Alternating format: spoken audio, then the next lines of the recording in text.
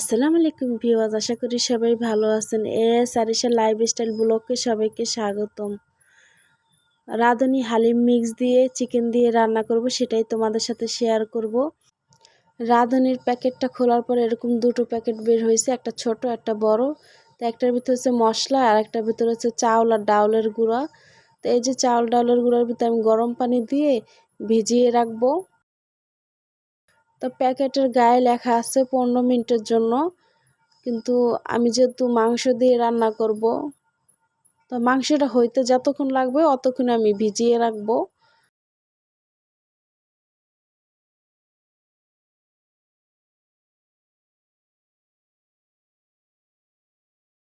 তাই দেখো আমি গরম পানি দিয়ে কিভাবে আমি ভিজাইতাছি চাউল আর ডালগুলো।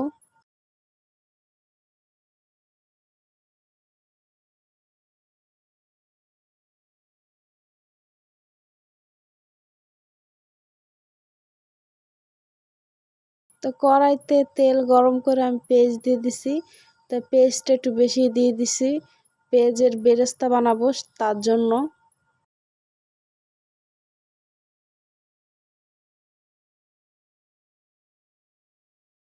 তো এই যে পেঁয়াজটা যখন বাদামি কালার হয়ে যাবে আমি উঠিয়ে নিব, কিছুটা মানে অর্ধেকটা পেঁয়াজ উঠিয়ে নিব এখান থেকে।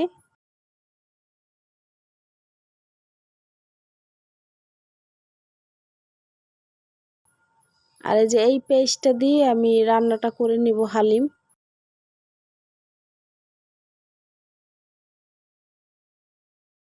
তো এখন আমি চিকেনগুলো দিয়ে দিলাম। এই তেলের উপরে একটু ভেজে নিব চিকেনগুলো।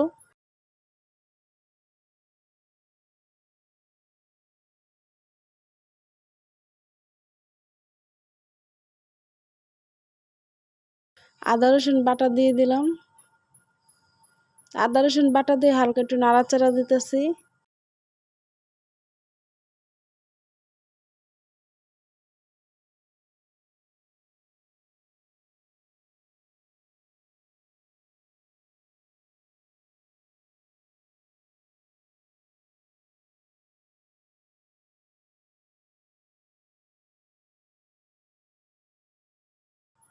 তো এখন লবণ দিয়ে দিব। আর এখানে হচ্ছে আমি হলুদ, ধনিয়ার গুঁড়া, মরিচের গুঁড়া দিয়ে নাড়াচাড়া দিব। আর লবণটা একটু বুঝে দিবেন।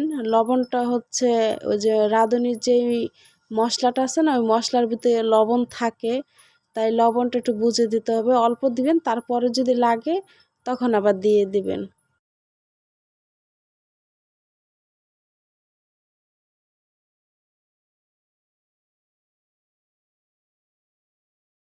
তো এখন এই যে একটু পানি দিয়ে দিলাম, এই পানিটা দিয়ে কষিয়ে নিব আমি।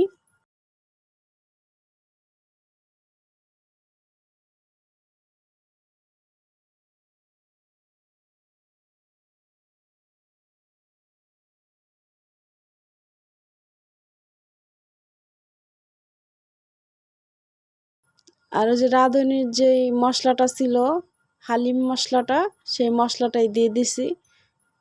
এখন নাড়াচাড়া দিয়ে ঢেকে রান্নাটা করে নিব আমি চিকেনটা।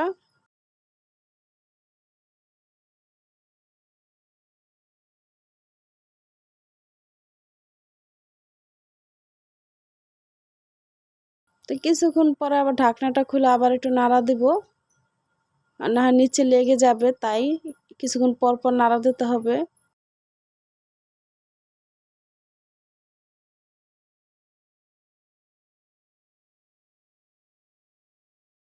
তো এখন আমি ওই যে যে চাউল ডাউলের যে মিশ্রণটা আমি গরম পানি দিয়ে ভিজিয়ে রাখছিলাম, তো ওই মিশ্রণটা এখন দিয়ে একটু নাড়াচাড়া দিব।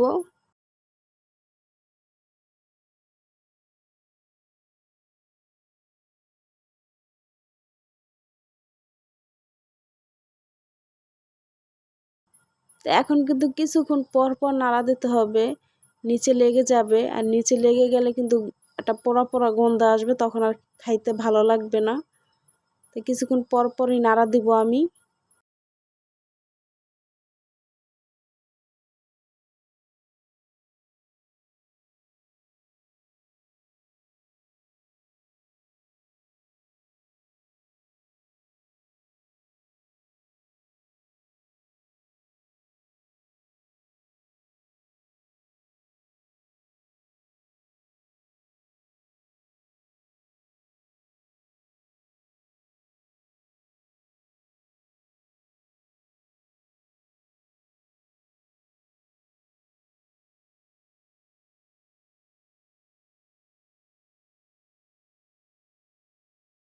তো এখন আমি পানি দিয়ে দেব হালিমগুলোতে।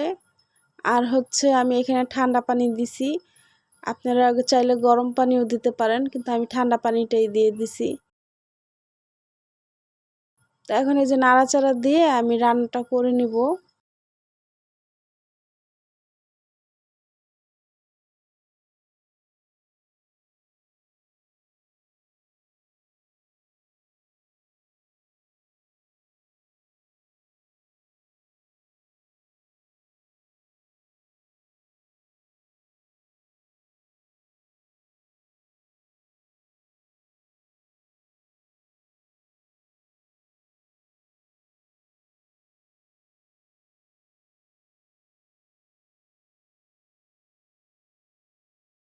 হালিমগুলো আমার বলক এসে পড়ছে, তো এখন আমি আবার নাড়া দিব।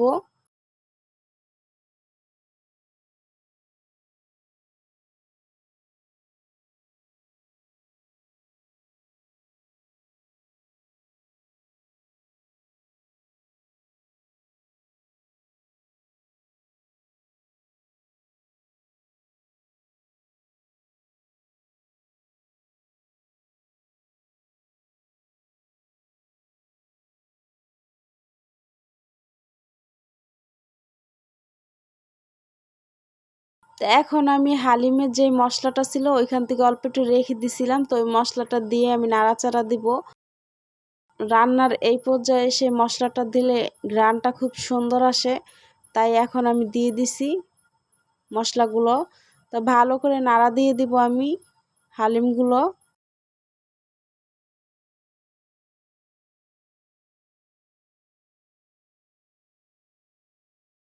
তো তোমরা রান্না করলে পুরো একটু বড় কড়াই নিয়ে নিবে। আমার কড়াইটা ছোট হয়ে গেছিল, যখন রান্নাটা করছি তখন দেখি অনেক ছোট হয়ে গেছে, পরে আবার আমি পানি দিছি।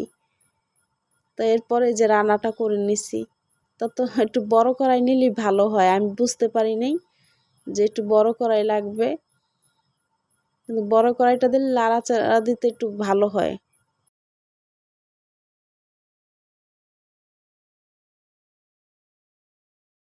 তো আমার রান্নাটা শেষ, আর আমি রান্না করব না। তো আমার ভিডিওটি যদি ভালো লাগে সাবস্ক্রাইব, লাইক, শেয়ার করে আমার পাশে থেকো। আর আমার পুরো ভিডিওটা যারা দেখছো অসংখ্য ধন্যবাদ। এইভাবেই আমার পাশে থেকো, আমিও তোমাদের পাশে আছি। তো এই দেখো আমি পরিবেশন করছি। তো এইখানে হচ্ছে শসা, আদা, পেঁয়াজের বেরেস্তা, লেবু, কাঁচামরিচ দিয়ে আমি পরিবেশনটা করছি। তো সবাই জানাবা কেমন হয়েছে আমার রান্নাটা। তো সবাই ভালো থাকবা।